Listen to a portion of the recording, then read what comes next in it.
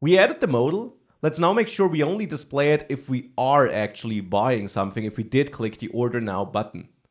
So the modal is included in the Burger Builder. Now that's good because in the Burger Builder, we actually have our state, and that is where we can also determine whether this Order Now button was clicked or not.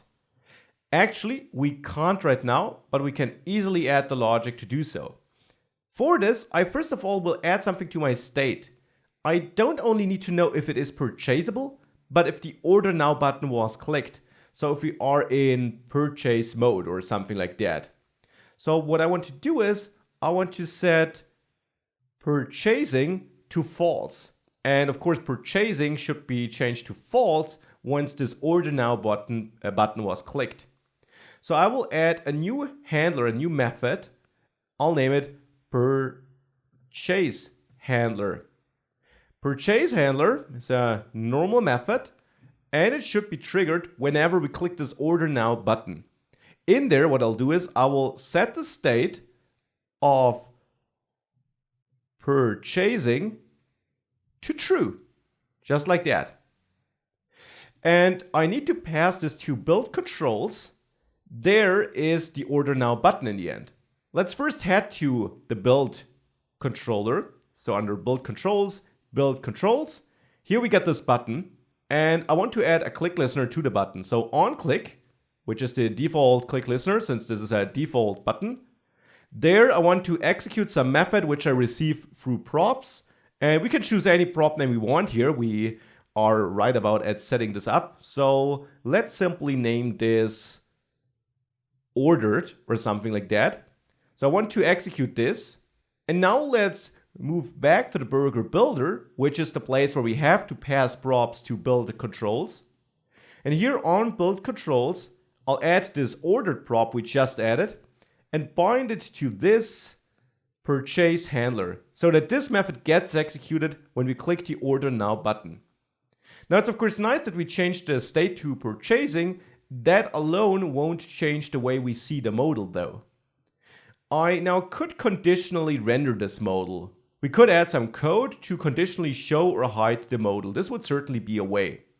Would be even nicer if we could play a tiny animation on the modal. In the modal CSS file, I already prepared it with the transition CSS property to simply animate when this modal is shown. So since this is prepared, we should also take advantage of it. If we just add or remove the modal from or to the DOM, we won't see an animation though. We need to switch some CSS property to show or hide it to be able to animate that. So let's instead pass a property to modal, the show property maybe. You can choose any name you want, and bind it to the purchasing state. Because only if purchasing is true, the modal should be visible. Now with that, let's head over to the modal and let's adjust the code there to change the modal depending on the show property. We already have a class here. Now I want to change some inline style. Though you could also add a new CSS class and add this class conditionally as we do it in other places of this application already. You're totally free to choose the approach you want. But to also practice some inline styles, let's bind style here to something dynamic. That dynamic thing should be a JavaScript object. And there I want to send or set the transform property. If show is true, I'll use a ternary expression here. If it is true, then the then condition comes after the question mark. I'll set transform to translate y 0, which is the position I defined in CSS. So the position it should really have. If show is not true though, I'll set translate y to -100 VH.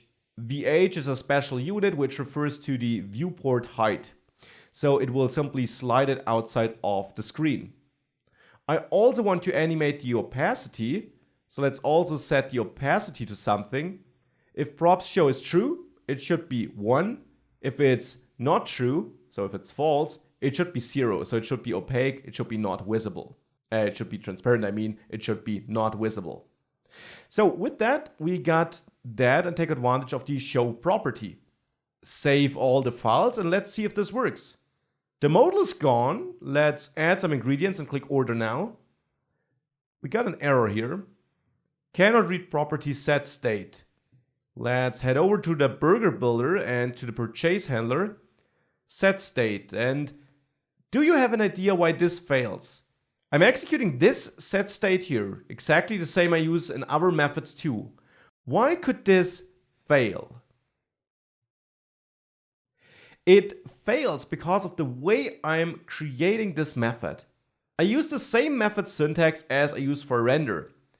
But you maybe remember that earlier in the course I mentioned that this syntax will not work correctly, at least if we try to use the this keyword in there, if the method is triggered through an event. Due to the way the this keyword works in JavaScript, it will then not refer to the class. This is not the case for remove and add ingredient handler because I use a slightly different syntax there. I set up these methods as properties where I assign arrow functions. In the end, these are still methods, but internally they take advantage of arrow functions which basically contain the state or the context of this. So we can easily fix this by setting purchase handler equal to an arrow function 2 and use that syntax for creating the method. Now with that, if we save this, the error message should not pop up anymore. If we now click order now, the modal slides in. So that's looking good. It's also correctly displaying the state. Now, of course, it would now be great if we also had a backdrop, and if we would click this backdrop, if it then would remove or dismiss the modal. Let's work on this over the next lectures.